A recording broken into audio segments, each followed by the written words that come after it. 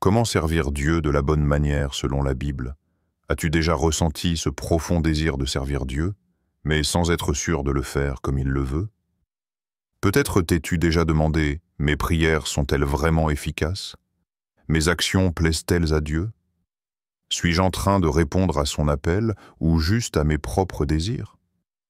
Si ces questions t'interpellent, tu n'es pas seul. Beaucoup de croyants veulent sincèrement honorer Dieu, mais tombent dans des pièges subtils. Ils suivent leur propre volonté plutôt que celle de Dieu, ou se laissent décourager par les épreuves. Bonne nouvelle. Aujourd'hui, nous allons découvrir ensemble les 7 principes bibliques essentiels pour apprendre à servir Dieu de la bonne manière. Et ce n'est pas tout. À la fin, nous ferons une prière puissante qui transformera ta relation avec Dieu. Prépare ton cœur, car ce message peut changer ta vie spirituelle. Ne garde pas cette bénédiction pour toi seul. Abonne-toi dès maintenant et active la cloche des notifications pour ne rien manquer. Mets un like pour soutenir cette mission. Partage cette vidéo avec une personne qui a besoin d'entendre ce message. Que Dieu te bénisse abondamment. 1. Servir avec humilité. L'art de s'effacer pour briller. Imagine un roi, revêtu d'une majesté incomparable, qui descend de son trône pour laver les pieds poussiéreux de ses serviteurs. Un geste impensable pour le monde, mais un symbole puissant du véritable service. Jésus lui-même, le Fils de Dieu, s'est abaissé pour montrer que la grandeur, dans le royaume de Dieu, commence par l'humilité, l'illusion du service. Nous vivons dans un monde où l'image et la reconnaissance dictent nos actions. Aujourd'hui, tout doit être visible, partagé, liké. Mais que se passe-t-il quand personne ne voit ce que nous faisons? Servons-nous toujours avec le même dévouement? Prenons un instant pour réfléchir. Pourquoi servons-nous? Est-ce que par amour pour Dieu ou pour être applaudi? Moïse, un homme que Dieu a choisi pour libérer un peuple entier, était pourtant décrit comme le plus humble de tous les hommes sur la terre. Nombre 12:3. Pourquoi? Parce qu'il savait que le service n'a de valeur que lorsqu'il ne tourne pas autour de soi, mais autour de Dieu, l'école de l'humilité. L'humilité ne se décrète pas, elle s'apprend. Et parfois, les meilleures leçons viennent des moments où nous sommes ignorés, oubliés ou même méprisés. Regarde Joseph. Avant d'être élevé comme bras droit de Pharaon, il a été vendu, accusé à tort et emprisonné. Mais c'est dans ces années d'ombre qu'il a appris l'humilité du véritable serviteur. Dieu ne cherche pas des stars, il cherche des serviteurs. Et le secret, c'est que les plus grands serviteurs finissent toujours par briller, mais pas par eux-mêmes. Ils brillent par la lumière de Dieu en eux. L'humilité en action. L'humilité, c'est choisir le silence quand on pourrait revendiquer le mérite. C'est accepter de servir même quand personne ne regarde. C'est reconnaître que tout vient de Dieu et que nous ne sommes que des instruments entre ses mains. Maintenant, pose-toi cette question. Quand tu sers, cherches-tu à être vu ou à glorifier Dieu? Laisse ton cœur répondre et laisse Dieu t'enseigner à servir avec humilité. 2. Servir avec obéissance. Quand la foi exige tout, l'obéissance est un mot qui peut déranger. Il évoque la soumission, la contrainte, parfois même la perte de liberté. Pourtant, dans le royaume de Dieu, obéir n'est pas une chaîne, mais une clé qui ouvre les portes des plus grandes bénédictions. L'épreuve de l'obéissance. Imagine, Dieu te demande de tout quitter, ton foyer, ta famille, ta sécurité. Il ne te donne pas de plan détaillé, juste un ordre. Pars vers le pays que je te montrerai. C'est exactement ce qu'a vécu Abraham, Genèse 12:1. Aurais-tu eu le courage de partir? Abraham n'a pas hésité. Il n'a pas demandé d'explication. Il a simplement obéi. C'est ainsi qu'il est devenu le père d'une multitude. Pourtant, l'obéissance ne lui a pas épargné les épreuves. Il a marché dans l'inconnu, affronté la famine, attendu des années pour l'accomplissement des promesses de Dieu. L'obéissance ne garantit pas un chemin facile, mais elle assure toujours d'arriver à la destination prévue par Dieu. Obéir, même quand c'est inconfortable. Il est facile d'obéir quand cela nous arrange. Mais qu'en est-il quand Dieu demande quelque chose qui va à l'encontre de nos désirs? Quand il te demande de pardonner celui qui t'a blessé, quand il te pousse à donner alors que tu es dans le besoin, quand il te demande d'attendre alors que tu veux avancer. Obéir à Dieu, c'est parfois dire oui alors que tout en nous crie non, mais c'est ce oui qui fait toute la différence. L'obéissance vaut plus que les sacrifices. 1 Samuel 15:22 nous rappelle: l'Éternel trouve-t-il du plaisir dans les holocaustes et les sacrifices, comme dans l'obéissance à la voix de l'Éternel? Voici, l'obéissance vaut mieux que les sacrifices, et l'observation de sa parole vaut mieux que la graisse des béliers. Ce passage parle du roi Saül, qui a préféré offrir un grand sacrifice à Dieu plutôt que de suivre ses instructions précises. Il pensait que son offrande compenserait sa désobéissance. Mais Dieu ne cherche pas des offrandes, il cherche des cœurs soumis. Quand l'obéissance devient un style de vie, elle nous apprend à faire confiance à Dieu, même sans tout comprendre. Elle nous garde alignés avec sa volonté, même quand cela nous coûte. Elle nous prépare aux plus grandes bénédictions, même si elles tardent à venir. Servir Dieu, c'est aussi accepter que son plan est meilleur que le nôtre, même quand nous ne voyons pas encore le bout du chemin. Alors, pose-toi cette question. Es-tu prêt à obéir à Dieu, même si cela signifie renoncer à ton confort? 3. Servir avec passion et persévérance. Servir avec passion, c'est une flamme qui brûle intensément au début. Une énergie qui illumine chaque geste, chaque action. Cependant, bien souvent, cette flamme vacille lorsque le chemin devient escarpé. Il est facile de s'enthousiasmer lorsque tout va bien, mais c'est dans les moments de difficulté que la véritable force se forge. Combien ont commencé avec un zèle brûlant, seulement pour voir ce feu s'éteindre face au vent contraire de la vie? Pourtant, la persévérance est au cœur de l'appel divin. Dans Romains 12:11, nous sommes invités à servir le Seigneur avec ferveur, à ne pas laisser la lassitude ou la frustration prendre le dessus. Joseph, ce jeune homme vendu par ses propres frères, est un modèle frappant de cette persévérance. Il n'a pas choisi la facilité. Il a été jeté dans une citerne, traîné loin de sa famille, et réduit à la condition d'esclave. Mais même alors, dans la dureté de la vie, Joseph n'a jamais renoncé à sa foi.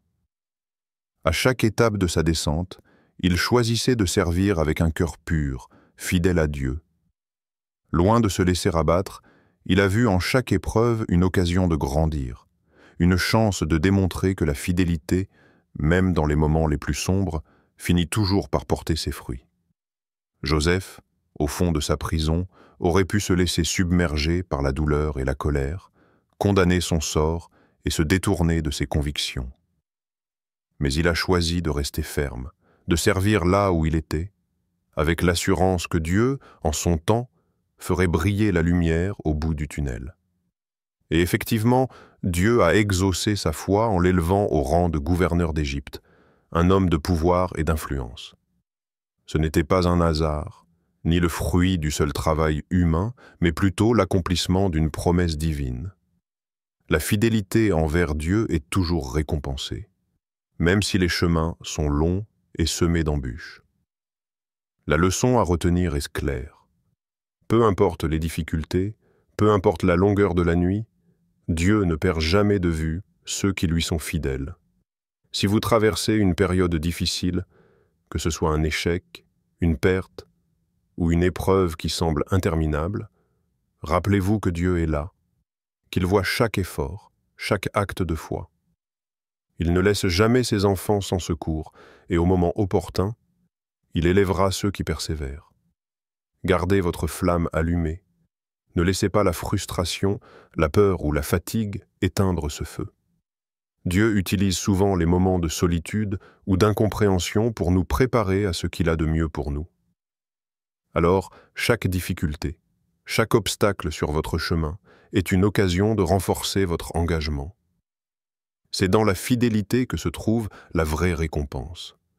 Mais rappelez-vous, cela demande du temps. Il n'y a pas de raccourci vers la grandeur. Et chaque épreuve est une brique de plus dans la construction de votre caractère et de votre destinée. Vous êtes en train de forger quelque chose d'intangible, mais d'une valeur infinie. Une foi pure, un engagement véritable envers Dieu. Ne laissez pas les tempêtes de la vie vous détourner de votre but. 4. Servir avec amour et compassion. Le véritable service trouve sa source dans un seul et unique moteur, l'amour. Tant que ce sentiment profond ne guide pas nos actions, elles risquent de devenir des gestes vides, des rituels sans âme. L'amour est ce qui donne sens à chaque acte, ce qui transforme un simple geste en un acte de service véritable. Sans lui, tout sacrifice, aussi grand soit-il, perd son éclat. Paul nous le rappelle dans 1 Corinthiens 13, 1, 3. « Même si je parle les langues des hommes et des anges, si je n'ai pas l'amour, je ne suis qu'un cuivre qui résonne ou une cymbale qui retentit. » Ces mots résonnent avec force. Sans amour, même les dons les plus impressionnants sont réduits à une simple apparence, un bruit sans profondeur. Jésus, lui, a incarné cette vérité.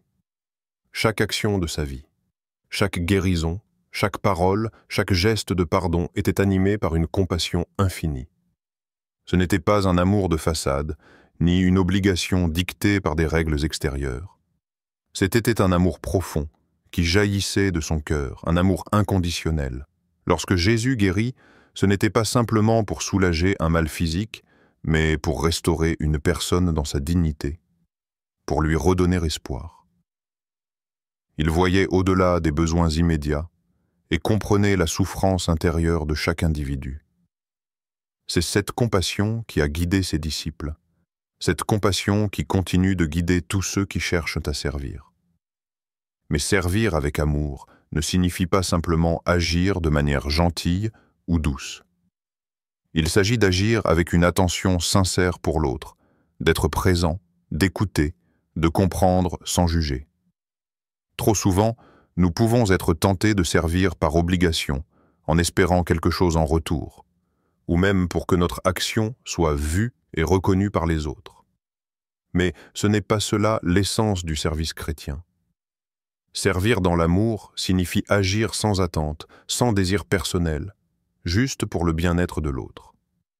Cela peut parfois être difficile, surtout lorsqu'on se sent épuisé ou lorsqu'on ne reçoit pas la reconnaissance que l'on espérait. Mais l'amour pur ne cherche pas à être récompensé. Il se donne sans condition, sans arrière-pensée. L'amour ne se lasse pas. Il persiste, même lorsque l'on se sent incompris ou négligé. C'est cette qualité d'amour qui nous pousse à continuer, jour après jour, à tendre la main, à offrir un sourire, à écouter, même lorsque cela semble épuisant. Jésus n'a pas fait preuve de compassion seulement envers ceux qui étaient proches de lui, mais envers tous, même ceux qui l'ont rejeté ou trahi. Ce n'est pas un amour sélectif, mais un amour universel qui va au-delà des frontières de la simple affinité humaine. C'est cet amour radical qui transforme notre manière de servir. Lorsque nous servons avec amour, nous devenons les mains et les pieds du Christ, portant un message d'espoir et de guérison à ceux qui en ont besoin. Alors, lorsque vous vous engagez dans un acte de service, laissez l'amour être votre guide. Ne le faites pas par pression, ni pour répondre à des attentes extérieures.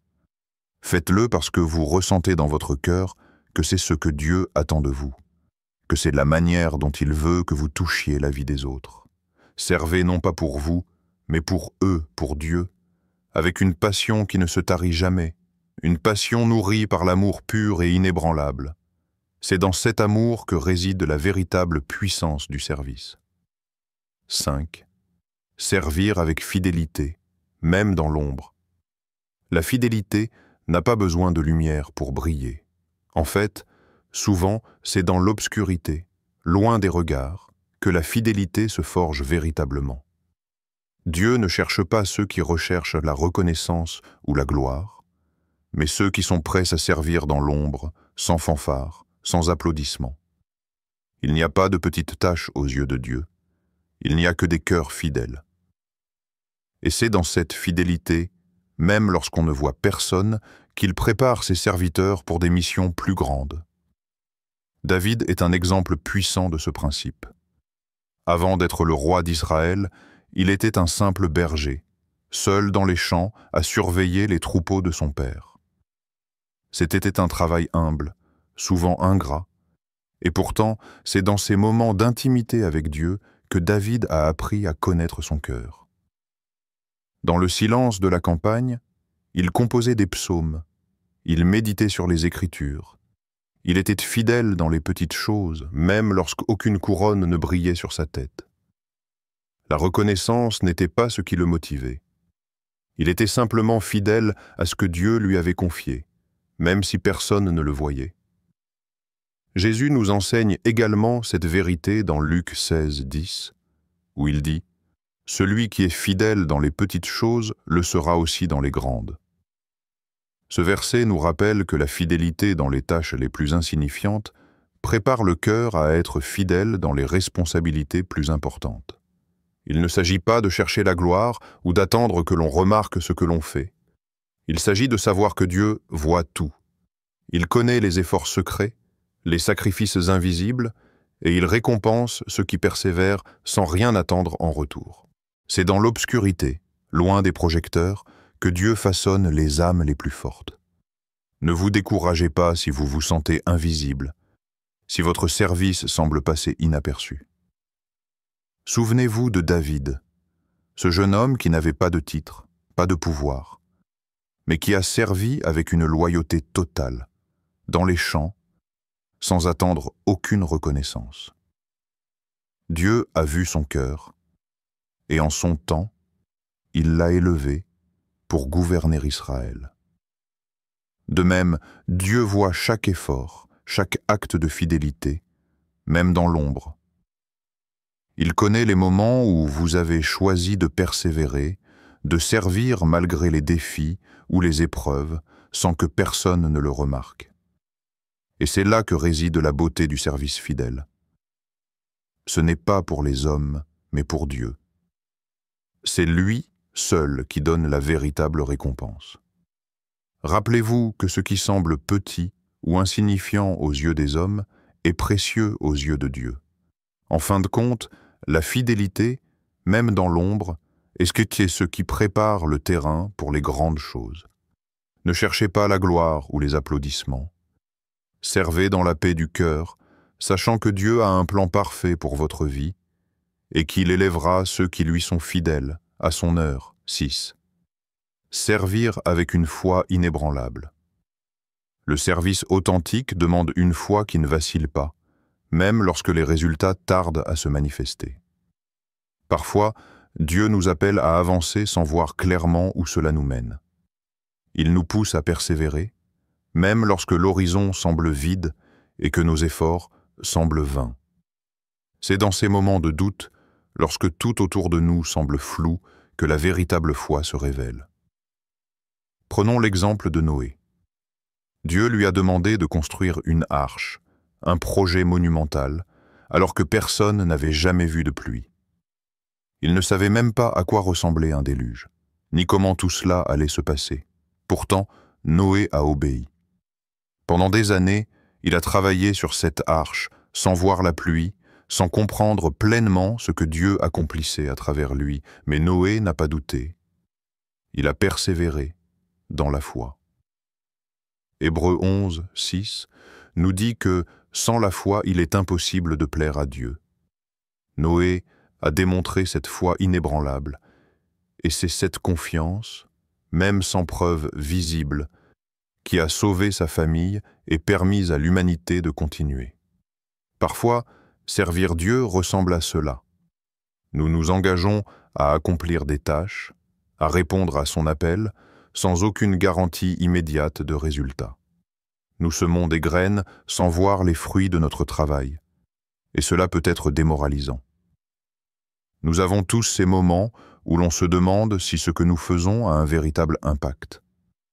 Peut-être que nos efforts sont invisibles, que nos sacrifices ne sont pas reconnus, ou que les changements que nous attendons semblent si lointains. Et pourtant, Dieu nous appelle à persévérer, à continuer de semer, même lorsque nous ne pouvons pas voir les récoltes. Ce n'est pas à nous de déterminer le temps ou la manière dont les résultats viendront. Dieu agit souvent dans les coulisses, à des moments et de manière que nous ne comprenons pas toujours. Il nous demande simplement de faire confiance à son plan, de continuer à avancer dans la foi, même lorsque tout semble silencieux. Il travaille dans l'invisible, dans l'inconnu, et souvent, les changements les plus profonds se produisent sans que nous en soyons pleinement conscients. La foi qui ne se voit pas immédiatement est celle qui se nourrit de confiance, celle qui croit que Dieu est à l'œuvre même dans les moments de doute. Lorsque vous ne voyez pas immédiatement l'impact de votre service, rappelez-vous que Dieu agit au-delà de ce que vous pouvez percevoir. Il utilise chaque acte de fidélité, chaque sacrifice pour accomplir un but plus grand que nous ne pouvons imaginer. Ce que vous faites n'est jamais vain. Même si vous ne le voyez pas maintenant, soyez assurés que chaque effort est précieux aux yeux de Dieu. Ne vous découragez pas si les résultats ne sont pas visibles tout de suite. La foi inébranlable, c'est continuer à avancer, à servir, même quand le chemin semble long et incertain. Dieu est fidèle, et il accomplit son œuvre à son propre rythme. Si vous persévérez dans la foi, vous découvrirez qu'il y a une récompense éternelle pour ceux qui servent avec un cœur fidèle. 7. Servir en cherchant la présence de Dieu avant tout. Le service est essentiel, mais il ne doit jamais prendre la place de notre relation avec Dieu. Trop souvent, nous nous retrouvons happés par les tâches, les responsabilités et les exigences de la vie, jusqu'à ce que nous en venions à confondre l'action avec la véritable communion. Pourtant, comme nous le rappelle l'histoire de Marthe et Marie, le service véritable commence dans le silence de la présence de Dieu. Dans Luc 10, 41, 42, Jésus nous montre une réalité profonde en réagissant à la situation entre Marthe et Marie. Marthe, occupée à servir, se trouve frustrée de voir sa sœur Marie simplement assise, écoutant les paroles de Jésus. Marthe se plaint « Seigneur, cela ne te fait-il rien que ma sœur me laisse seule à faire le service ?» Jésus répond alors avec douceur mais fermeté. « Marthe, Marthe, tu te soucies et t'agites pour beaucoup de choses, mais une seule était nécessaire. Marie a choisi la meilleure part, qui ne lui sera pas enlevée. » Jésus ne déprécie pas le service, mais il montre qu'il y a quelque chose de plus important encore. Être dans la présence de Dieu, écouter ses paroles et nourrir notre âme avant de servir. Marie a choisi ce qui est essentiel, être proche de Jésus. C'est dans ces moments d'intimité, loin des distractions, que notre cœur se connecte véritablement à Dieu. C'est là que nous puisons la force, la sagesse et la clarté dont nous avons besoin pour servir. Le service, sans la relation avec Dieu, devient une course effrénée, une tâche à accomplir pour satisfaire des attentes extérieures, alors que le véritable service découle d'une vie nourrie par sa présence. Cela ne signifie pas que nous devons négliger nos responsabilités ou fuir les tâches quotidiennes. Mais cela nous rappelle que, dans tout ce que nous faisons, nous devons chercher la présence de Dieu en premier. Quand nous plaçons Dieu au centre de nos vies, tout le reste trouve sa place. Nos actions prennent alors un sens plus profond, car elles sont animées par un cœur qui se repose sur Dieu, plutôt que par un désir de simplement accomplir. Il est facile de se laisser emporter par la frénésie de la vie, de courir d'une tâche à l'autre, de se perdre dans l'activisme. Mais Jésus nous invite à revenir à l'essentiel, à prendre du temps pour nous asseoir à ses pieds, à écouter sa voix. C'est dans cette intimité que nous recevons la paix, la clarté et la direction nécessaires pour servir avec un cœur pur. Le service n'est pas une fin en soi. Il est l'expression d'une relation vivante avec Dieu. Lorsque nous cherchons d'abord sa présence, il transforme notre manière de servir. Ce n'est plus une obligation, mais un privilège, un acte d'amour, un moyen de rendre gloire à celui qui nous a aimés en premier. Alors, avant de courir après les tâches, prenez un moment pour être avec Dieu. Cherchez sa présence et tout le reste découle naturellement. Nous avons vu aujourd'hui 7 clés essentielles pour servir Dieu de la bonne manière. Humilité, servir sans chercher la reconnaissance. Obéissance, faire passer sa volonté avant nos désirs. Persévérance, ne pas abandonner malgré les épreuves. Amour, servir avec un cœur sincère. Fidélité, être fidèle, même dans les petites choses. Foi, continuer à servir sans toujours voir de résultats immédiats. Présence de Dieu, ne jamais laisser l'activisme remplacer notre relation avec lui. Si vous appliquez ces principes, votre relation avec Dieu grandira et votre service portera du fruit. Prions ensemble. Seigneur, je veux te servir avec un cœur sincère. Apprends-moi l'humilité, l'obéissance et la persévérance. Remplis-moi de ton amour et de ton esprit, afin que mon service te glorifie véritablement. Aide-moi à rester fidèle, même quand personne ne regarde. Je t'abandonne tout, Seigneur, et je choisis de marcher selon ta volonté. Amen.